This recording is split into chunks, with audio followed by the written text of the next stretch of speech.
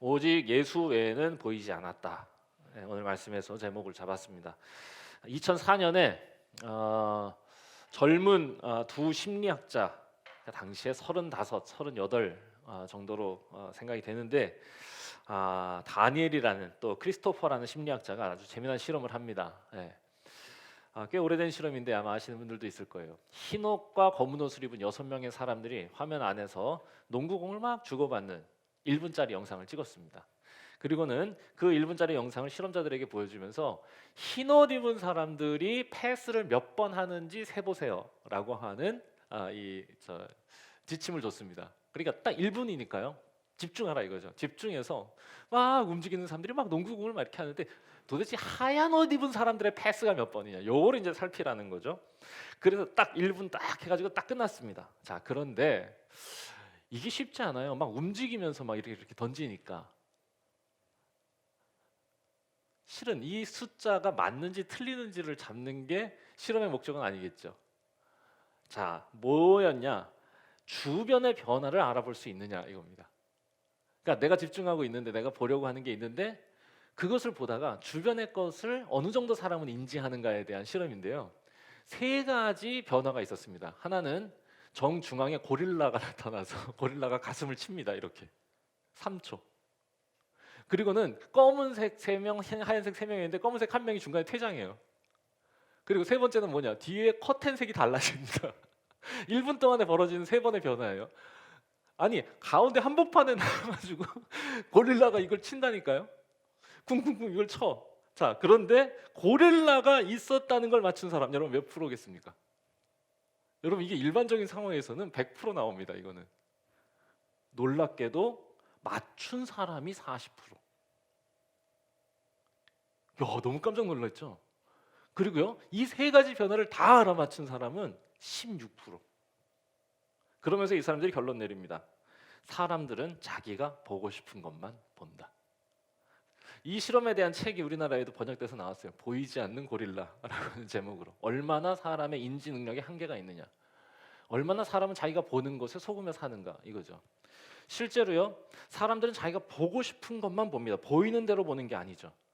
차를 좋아하는 사람, 차를 사려는 사람은 온통 주변에 차만 보입니다.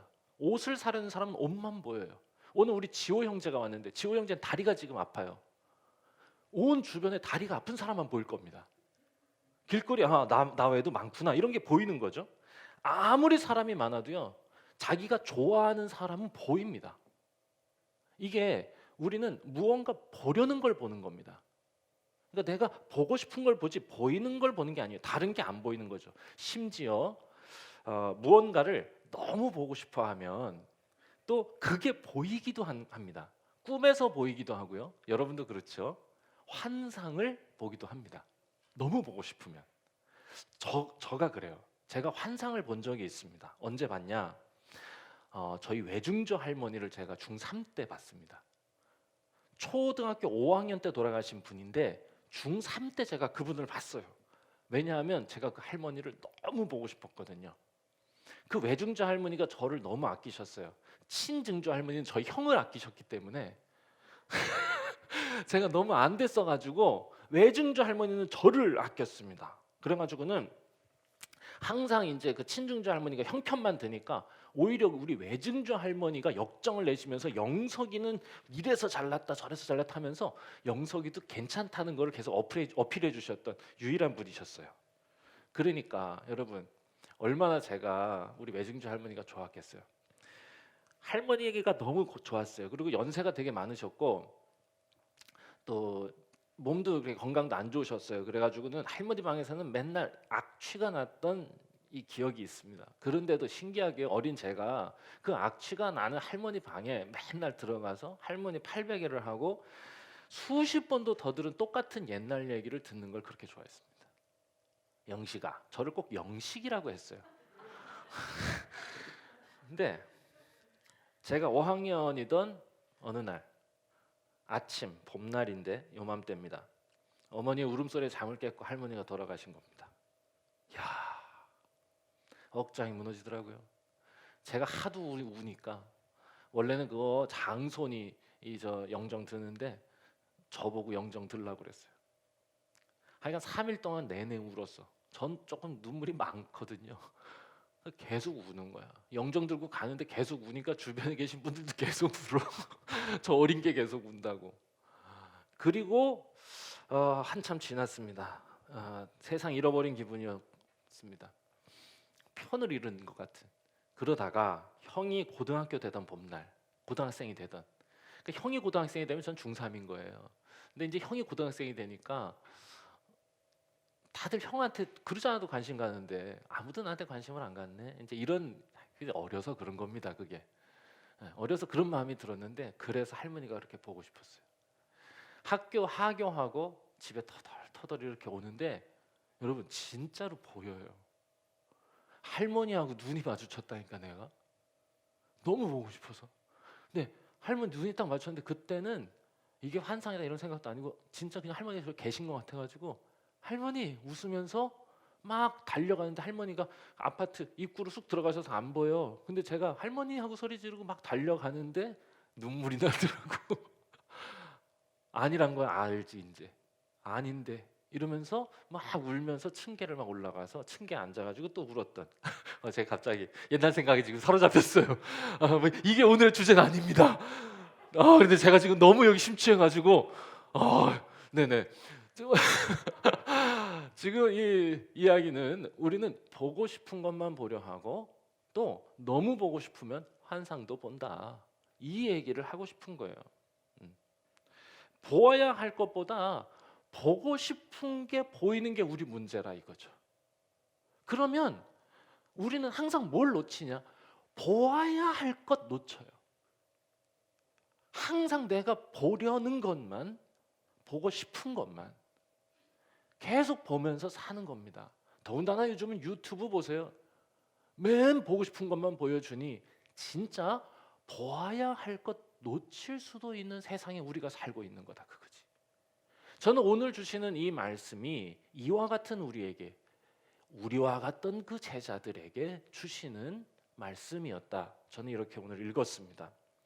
베드로가 예수님하고 같이 산에 올랐을 때 베드로도 뭔가를 본 거예요. 뭘 봤겠어요? 보고 싶은 걸 본 겁니다. 산에 이렇게 딱 올라갔는데 이날 예수님께서 어느 산이었는지는 몰라요. 우리는 그래서 그 산을 그냥 예수님이 변화되신 산이다 그래서 변화산이다라고 부를 뿐입니다. 아마도 갈릴리 어딘가였을 것 같습니다. 그런데 그 산에 오르셨을 때 마치 모세가 하나님의 임재 앞에서 얼굴이 하얘지고 옷이 하얘졌던 것처럼 예수님의 얼굴에도 빛이 나고 옷에서도 광채가 나는 하나님의 영광이 임하는 걸 베드로가 본 겁니다. 그런데 그 예수님이 정말로 거룩하게 영광 중에 변화하시는 그 황홀한 순간에 베드로의 눈에 또 보인 게 있었어요. 그 뭐가 보였냐? 오늘 말씀은 뭐라 그러냐? 엘리야와 모세가 보인 겁니다. 자, 그런데 보일 수 있지 않느냐 이렇게 생각할 수 있는데 오늘 말씀을 보니까 그거에 대해서 불편해하시는 하나님이 보여요. 자, 근데 왜 그러면은 모세와 엘리야가 왜 이 베드로의 눈에 보인 거냐? 아까 말씀드렸듯이 우리는 어떻다고요? 보려는 것만 보는 거죠. 보고 싶은 대로 보는 겁니다. 예수님을 따르면서도 실은 예수님이 어떠하기를 바랬느냐? 자기가 예수님을 재단한 거예요. 예수님의 진면목을 예수님의 그 가치를 그 존재를 인식하려는 게 아니라 자기가 그 예수님을 이렇게 재단하고 조각해가지고 이런 분이어야 한다라고 생각했던 거죠. 그게 누구냐? 모세 같은 영웅이기를 바랬고 엘리야 같은 선지자, 그러니까 유명하고 힘 있는 그런 사람이 되기를 바란 것이죠. 구름 타고 하늘에 올라가고 민족을 이끄는 지도자, 얼마나 멋있습니까? 그리고 자기는 누굽니까? 그 지도자 옆에 있는 참모 베드로, 이걸 꿈꾸고 있었던 겁니다. 이걸 조금 다시 말하면 그날 베드로가 본 건 실은 자신이 가지고 있었던 자기를 위한, 자기를 향한 욕망이었죠. 그게 눈에 보인 겁니다. 그걸 그렇게 보고 싶었던 거예요. 그래서 오늘 말씀은 이걸 문제 삼는 겁니다. 이걸 문제 삼아요. 도저히 지켜보실 수 없었던 것 같아요. 베드로가 막 너무 좋아가지고 막 어쩔 줄 몰라 합니다. 오오오 이렇게 되는 거죠. 예수님이 진짜 막 영광 중에 확 이렇게 변하시는데 이게 꼭 제가 아까 누구 같다고 그랬어요? 모세 같다고 그랬잖아요. 모세. 신의 산에서의 모세 같으니까 오 베드로가 기다렸던 게 보인 거야. 그러니까 모세도 보이고 엘리야도 막 보여. 너무 좋아가지고 막 예수님한테 가서 예수님 제가 여기다가 제가 초막 셋을 짓겠습니다. 주님 위하여 모세 위하여 엘리야 위하여 오 좋아요. 이렇게 하고 있었을 때 하나님이 확 개입하셔서 일단 자꾸 뭐가 보인다고 하니까 얘가 못 보게 하십니다. 구름을 확 해서 보인다니까 못 보게 하시는 거면 확 하고 하시고는 이렇게 말씀해 주세요. 말 좀 들어라. 이내 사랑하는 아들이다. 그러니 너희는 그의 말 좀 들어라. 라고 하시는 말씀. 자꾸 보아야 할 것은 보지 않고 보고 싶은 것만 보려 하니까 그런 겁니다. 개입하신 이유 조금 더 살펴보려고 그랬어요. 왜 개입하셨을까 우리 하나님이? 이렇게 개입하시는 사건이 몇 개 없어요. 그리고는 무슨 말을 들으라고 하시는 것인가? 이것을 찾아가는 게 오늘 말씀을 읽는 핵심이라고 저는 보았습니다. 그 힌트를 어렴풋이 어디서 찾았느냐? 1절에 나와요. 엿새 후에 이렇게 되어 있거든요. 엿새 후에. 그러니까 이 표현은 이 앞선 사건하고 지금 오늘 이 산에서 일어난 사건이 연결되어 있다는 것을 지금 여기다 해놓은 겁니다. 무슨 사건? 엿새 후에. 물론 누가복음에는 8일 후에라고 되어 있어요. 옛날 사람들은 숫자에 좀 약했던 것 같아요. 중요하지 않습니다. 6일이나 8일 어쨌건 그 일과 연관됐는데 실제로 여러분 공관복음서 마태, 마가, 누가복음에는요 이 사건 변화산 사건이 동일하게 기록되어 있고 동일하게 지난주에 말씀드렸던 오병이어 사건도 연결돼 있었죠. 세례 요한과 오병이어가 마찬가지로 이 사건도 요 앞에 사건하고 딱 붙어 나오는 한 덩어리의 이야기. 장이 나뉘어져 있을 뿐이지 한 덩어리의 이야기란 뜻이죠. 그 앞에 무슨 이야기가 나오냐? 예수님이 오병이어 기적 후에 사람들이 엄청 많이 몰려왔죠. 다 돌려보내시고 제자들의 생각이 궁금하셔가지고 제자들을 데리고 가이사랴 빌립보라고 하는 도시에 가셨던 이야기가 기록되어 있습니다. 왜 가셨냐? 제자들의 생각이 궁금한 거예요. 야, 사람들이 이렇게 지금 막 날 따라오는데 궁금한 거죠. 그래가지고는 어디에 계시느냐? 진짜 거대한 로마의 신전들이 쫙 둘러서 있는 여기에는 뭐 무슨 신 막 뭐 다 있어요. 뭐 디오게네스니 뭐 아폴로니 아테네니 쫙 이렇게 돼 있는 그 광장의 한복판. 화려한 도시의 광장 한복판에 남루와 노세 가난한 목수의 아들 예수님이 딱 서셔서 얼마나 초라하겠어요? 제자들에게 묻는 겁니다. 이렇게 물으세요. 사람들이 이렇게 나를 따라오는데 사람들은 나를 어떤 사람이라고 생각하니? 그때 제자들이 대답합니다. 어떤 사람은 세례 요한이라고 그러고 어떤 사람은 엘리야라고 그러고 어떤 사람은 예레미야라고도 그러고 그래요. 대단하신 분이라 그러죠. 아 그래. 그래서 나를 따르는 게로구나. 그런데 나랑 같이 있는 너희들은 나를 어떻게 생각하니? 이렇게 물으셔요. 그때 베드로가 주는 그리스도시요 살아계신 하나님의 아들이십니다. 너무 멋진 말이에요. 베드로는 진짜 멘트의 달인이에요. 어떻게 그 순간에 야 진짜. 근데 제가 이걸 멘트라고 하는 이유는 그 뒤에 나오는 이야기들, 오늘 우리가 읽은 이야기를 볼 때 그건 고백이었다기보단 멘트였다는 게 증명됩니다. 그럼에도 불구하고 예수님은 너무 그게 좋으셨어요. 너무 좋아가지고는 한껏 베드로를 축복하시면서 내가 너한테 천국 열쇠를 줄 거야 이렇게 하시고는 처음으로 그리스도 그리고 구원자로 오신 예수님을 베드로가 고백했을 때 너무 기쁘셔서 처음으로 자신이 십자가에서 죽을 것과 부활하실 것에 대해서 말씀해 주십니다. 그러니까 베드로가 그런 일이 있어서는 안 된다고. 왜? 베드로는 어떤 욕망의 사람이에요? 참모가 되는 욕망의 사람. 그런데 그런 일이 벌어지면 안 되잖아요. 그리고 막 안 된다고 막 이러니까 예수님이 좀 심한 말 하세요. 사단아 물러가라. 그리고는 예수님이 이렇게 말씀하십니다. 누구든지 나를 따르려거든 자기를 부인하고 자기 십자가를 지고 나를 따를 것이다. 너희들이 나를 따라오면 좋겠다. 사람들은 내가 위대한 영웅이 되기를 바라면서 나를 따르지만 얘들아, 너희들은, 베드로의 고백을 가진 너희들은 이 마음으로 나를 따르기를 내가 바란다. 이렇게 말씀하시는 겁니다. 이 초청이 있은 엿새 후에 누구든지 나를 따르려면 자기를 부인하고 자기 십자가를 지고 따라오라. 이 초청, 이 거룩한 초청이 있고 나서 엿새 후에 이 일이 있었다.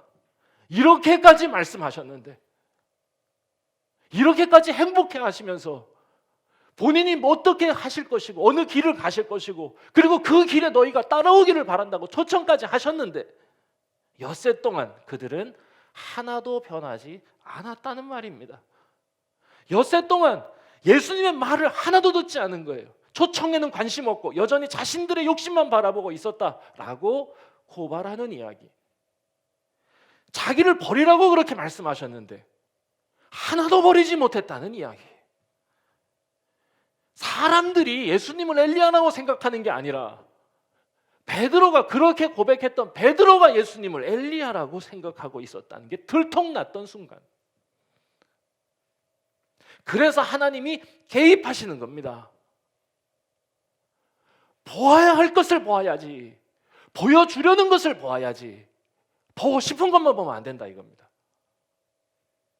여러분, 이게 오늘날 우리 성도들의 문제이기도 한 겁니다. 우리는 하나님을 믿고 예수 그리스도를 고백하면서도 우리가 보아야 할 것만 보지 주님이 보여주시는 것에는 관심이 있느냐라고 물으시는 거라고 우리는 이 말씀을 읽어야 한다 그거죠. 아무리 여러분 예수님께서 자신을 보여주셔도 여러분 볼 마음이 없으면 안 보이는 겁니다. 예수님이 이적을 보여주시는 이유가 뭐라고 그랬어요? 2주 전에 예수님께서 이적을 행하시는 이유는 그 놀라움과 경이 앞에서 호기심에 가득 찬 눈으로 주님을 바라보게 하시려는 겁니다. 그런데 그 이적 앞에서도 자기의 욕망만 키우고 있다면 예수님의 진면목을 알 방도가 없어요. 예수님의 끝까지 참으시고 용납하시고 인내하시는 그 사랑 앞에서도 자기 이익만 생각하고 있으면 여러분 그 사랑의 아름다움과 위대함에 가슴이 뜨거워지지 않아요. 여러분, 그런데 우리가 살아가면서 정말로 우리의 삶을 풍성하게 하고 아름답게 하는 게 뭔지 아세요? 아름다움에 감탄할 때 우리 가슴이 뜨거워지고 풍성해져요. 그런데 문제는 뭐냐? 그 아름다움을 볼 마음도 없지만 아름다움을 볼 능력도 없다는 게 문제예요. 베드로가 그런 거고 우리가 그런 겁니다. 안 보인다면 왜? 성숙한 만큼 보이는 거거든요. 살아낸 만큼 보이는 거거든요. 예수 그리스도의 십자가의 은혜, 예수 그리스도의 희생과 헌신의 삶, 우리를 향한 그분의 사랑의 깊이, 살아내려고 따라가려고 애쓰고 힘쓰고 눈물 흘리고 땀 흘릴 만큼 보이는 겁니다. 살아낸 만큼 가슴이 뜨거워지는 겁니다. 하나님의 사랑에, 예수 그리스도의 은혜의 위대함에 눈뜨지 못하는 이유가 뭔지 아세요? 여전히 우리가 피로하게 살고 있기 때문입니다. 그만큼 보이는 거예요. 베드로가 그랬어요. 그래서 베드로에게는 예수님만 보인 게 아니라 모세가 보였고 엘리야가 보인 거예요. 예수님을 볼 때 덕지덕지 붙여야 됐어요. 모세 같으면 좋겠다, 엘리야 같으면 좋겠다고. 그래서 하나님이 개입하셔서 이렇게 나오시는 겁니다. 너 좀 달라져야겠다. 르도야, 아니 르도가 아니지, 드로야. 네. 드로야, 너 좀 달라져야겠다. 너 저 그거 그만 보고 그 말 좀 들어라. 여러분, 무슨 말을 들으라는 거예요? 아까 그 말 들으라는 거죠. 너의 욕심 위에서 하나님을 부인하는 삶을 사는 게 아니라 하나님 나라를 위해서 자기를 부인하는 삶을 살아라.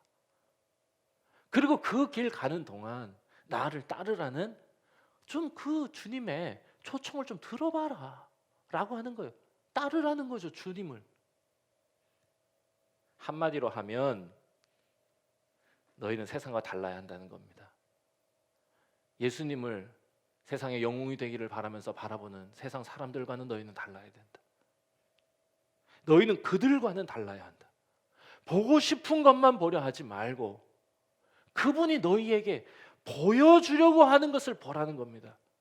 세상이 말하는 것만 듣지 말고 예수님 말씀의 귀를, 세상이 이끄는 대로 끌려가지 말고 예수님 가신 길을 뒤따라. 세상이 보여준 꿈만 꾸지 말고 예수님이 보여주신 꿈을 꾸면서 살아가라는 거죠.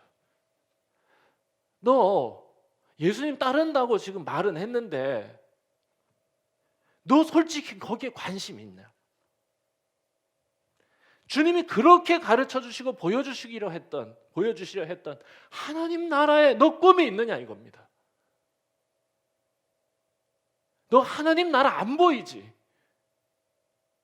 너 온통 네 욕심만 보이고 네 얻고 싶은 것만 자꾸 보이지.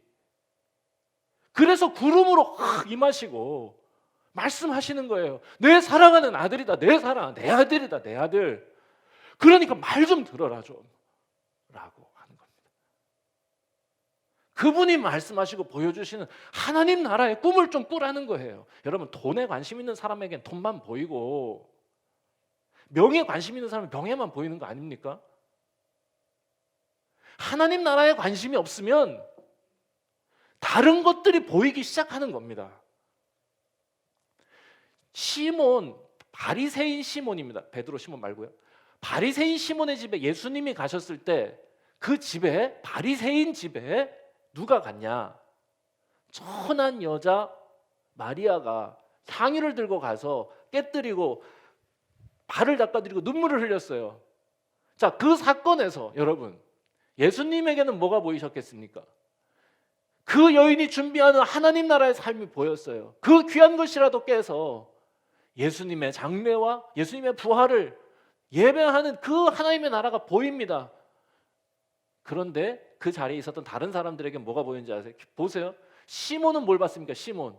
시몬은 어찌 저런 여자가 이 집에 들어와가지고 그 여자의 신분, 그 여자의 지위, 그 여자의 형편을 봤어요. 어떻게 저런 게, 왜냐? 그 사람에게는 그것만 보여. 바리새인이었거든요. 그러면 그 옆에 있던 유다에게는 뭐가 보였습니까? 가룟 유다. 야, 저 1200, 저 가격이 보인 겁니다. 왜냐? 그 사람은 돈에 관심이 있었거든요. 하나님 나라가 안 보이니까, 하나님 나라의 꿈이 없으니까 아무것도 포기되지 않고 계속 그것만 보이는 겁니다. 주님이 눈앞에 계시는데도 불구하고. 여러분, 하나님은 그 산에서 예수님만이 아니라 제자들도 변화되기를 바라신 것입니다. 하나님의 영광 중에 예수 그리스도께서 변화되실 때 그 옆에 있던 제자들도 그 영광을 바라보면서 변화되기를 바라신 거예요.